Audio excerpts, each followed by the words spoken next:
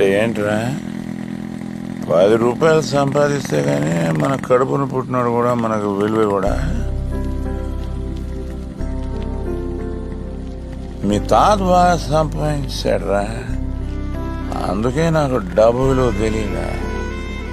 ఎటు పడితే అట్ట ఖర్చు పెట్టినా, ఎవడికి పడితే అడిగి ఇచ్చేసిన.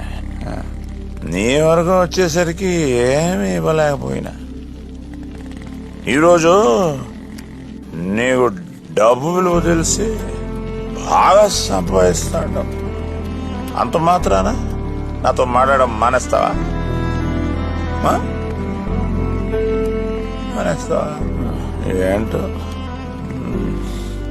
రేపు నీ కొడుకు కూడా కష్టం విలువ తెలియక సంపాదించకపోతే ఆడిని కూడా అలా కొడుకు వదిలేస్తే ఎలారా? ఏం బతుకో.